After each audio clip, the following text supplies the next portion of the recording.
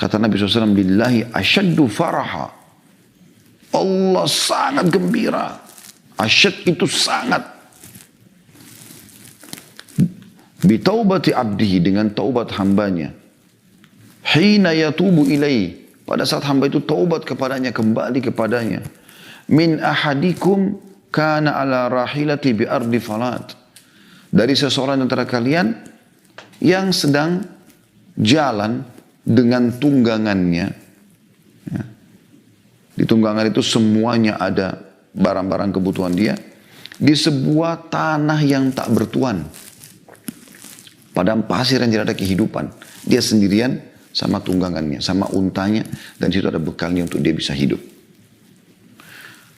Famfalatat minhu wa alaiha ta'amuhu wa syarabuhu.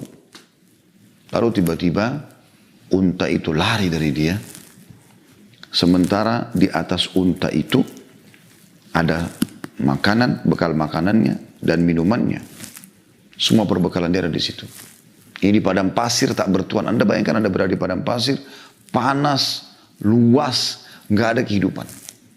Penuh dengan selain cuaca yang panas, tandus, binatang-binatang yang berbisa.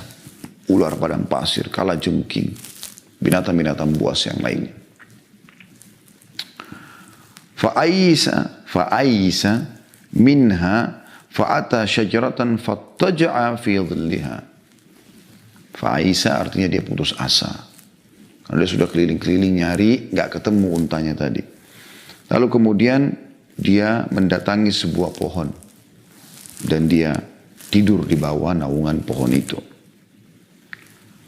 Qad aisa min rahilatihi. Pada saat itu sudah putus asa benar dia dari unta atau tunggangannya tadi. Udah nggak ada nih. Anda bayangkan kalau Anda membawa semua bekal makanan minuman di padang pasir yang tandus, tidak bertuan, nggak ada manusia, penuh dengan binatang-binatang berbisa yang bisa mematikan. Dan tadinya Anda masih bisa selamat, sekarang sudah nggak bisa lagi, gitu kan? Nggak bisa Anda selamat. Maka apa yang terjadi? Seperti itu keadaannya. Fabainahu wa kadzalika idza huwa biha qa'imatun atau qa'imatan 'indah. Pada saat dia sedang seperti itu, putus asa, lalu dia berbaring. Tiba-tiba pada saat dia membuka matanya, dia melihat untanya ada di depan matanya. Bagaimana gembiranya orang ini. Artinya dia masih bisa makan, masih bisa minum, masih bisa menyelamatkan diri meninggalkan padang pasir yang tandus tadi. Fa'akhadha bi khitamiha, thumma qala min shiddatil farah. Lalu dia segera memegang tali kekangannya. Dan dia berkata saking gembiranya, Allahumma anta abdi wa ana rabbuk. Wahai Allah, engkau adalah hambaku dan aku adalah Tuhanmu. Jadi dia balik. Harusnya dia mengatakan, ya Allah, engkau adalah Tuhanku dan aku adalah hambamu. Sebagai rasa syukur kepada Allah SWT. Tapi karena gembiranya dia lupa. Dia balik, dia mengatakan, ya Allah, kau adalah hambaku dan aku adalah Tuhanmu. Akhta'a min syiddatil farah. Dia keliru mengucapkan kata-kata karena gembira yang luar biasa.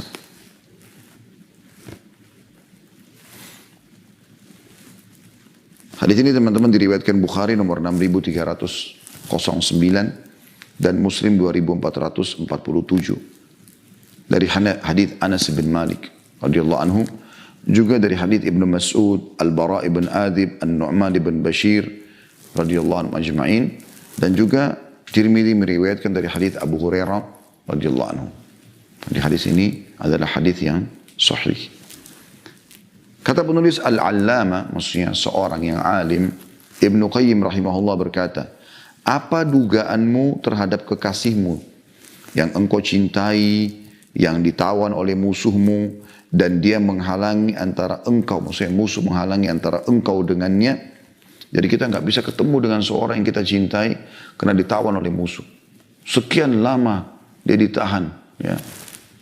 Padahal engkau tahu bahwa musuh tersebut akan menimpakan siksa yang pedih dan memberikan berbagai bencana kepadanya. Kau tahu ini, dengan dia ditawan dia akan disiksa di sana. Sedangkan engkau ini lebih pantas bersamanya.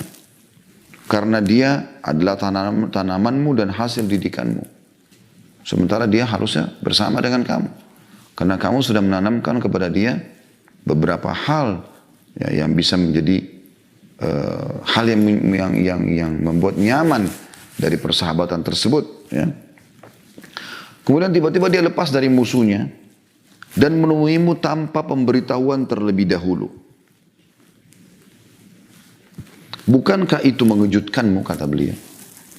Sementara dia berada di depan pintu rumahmu merayumu, meminta kerelaanmu, meminta tolong kepadamu, dan menyungkurkan wajahnya di depan pintumu. Artinya dia datang, dia mengeluh, dia coba mohon supaya jangan sampai dia ditangkap lagi oleh musuh. Bagaimana rasa gembiramu dengannya? Karena orang yang kau cintai sekarang. Ya. Sementara engkau mengistimewakannya untuk dirimu, engkau rela dia berada di dekatmu, dan engkau lebih mementingkannya daripada selainnya. Demikianlah kenyataannya. Padahal bukan engkau yang mengadakan dan menciptakannya serta mencukupkan nikmatmu kepadanya. Sementara Allah SWT dialah yang mengadakan, menciptakan dan membentuk hambanya serta mencukupkan kenikmatan kepadanya. Dan dia senang menyempurnakan nikmatnya itu kepadanya sehingga dia dapat menampakkan nikmatnya, menerimanya, mensyukurinya dan mencintai pemiliknya, mentaatinya dan menyembahnya serta memusuhi musuhnya dan membenci musuhnya dan tidak mematuhinya. Artinya, bagaimana Ibnu Qayyim rahimahullah memberikan gambaran rasa gembira Allah ini punya nilai tersendiri. Beliau pun mengatakan betapa indahnya kisah yang disebutkan oleh Ibnu Qayyim juga dalam kitab yang lain, Madarikus Salikin,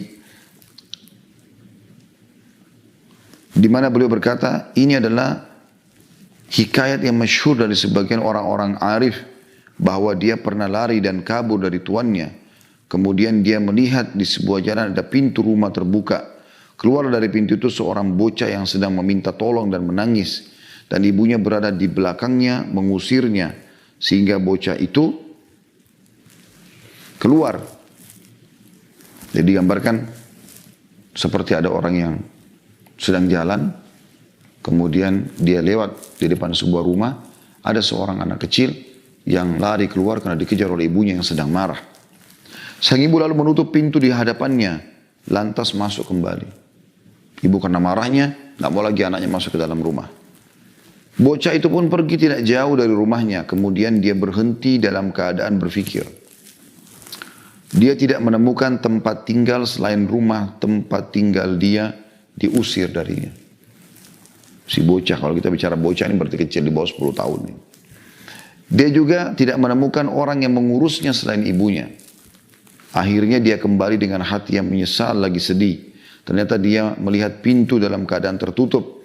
Kemudian dia berbaring sembari meletakkan pipinya di ambang pintu lalu tertidur. Kemudian ibunya keluar. Dan ketika ibunya melihat si bocah dalam keadaan seperti itu, ibunya tidak dapat menahan diri untuk menghampirinya, dipeluknya anak itu dan diciumnya. Dia menangis seraya berkata, wahai anakku, kemana kamu pergi dariku? Siapakah yang merawatmu selainku? Bukankah telah aku katakan kepadamu, jangan menyelisihiku dan jangan melakukan pelanggaran terhadapku, sehingga aku melakukan sesuatu yang berbeda dengan apa yang sudah digariskan padaku berupa kasih sayang, belas kasih dan maksud baikku kepadamu. Kemudian sang ibu menggendongnya dan masuk ke dalam rumah. Kata beliau, renungkanlah perkataan sang ibu, jangan melakukan pelanggaran terhadapku sehingga aku melakukan sesuatu yang berbeda dengan apa yang sudah digariskan padaku berupa kasih sayang, belas kasih. Dan renungkan, pertemukan dengan sabda Nabi SAW, lillahi arhamu bi'ibadihi minal walidati biwaladiha. Ketahuilah Allah benar-benar lebih sayang kepada hamba-hambanya daripada rasa sayang seorang ibu kepada anaknya. Apakah artinya kasih sayang ibu dibandingkan kasih sayang Allah yang meliputi segala sesuatu? Jika seorang hamba membuatnya marah, membuat Allah marah karena bermaksiat kepadanya, berarti mengundang larinya rahmat Allah dari orang hamba tersebut. Jika dia bertobat kepadanya, maka berarti mengundang apa yang layak baginya dan pantas dia mendapatkan rahmat Allah. Ini adalah sekelumit kecil yang memberikan gambaran kepada Anda mengenai kegembiraan Allah terhadap taubat hambanya yang lebih besar daripada kegembiraan orang yang menemukan kendaraannya di tanah yang tandus setelah putus asa dan lain sebagainya yang tidak dapat dicakup oleh kata-kata dan tidak dapat dicapai oleh akal fikiran.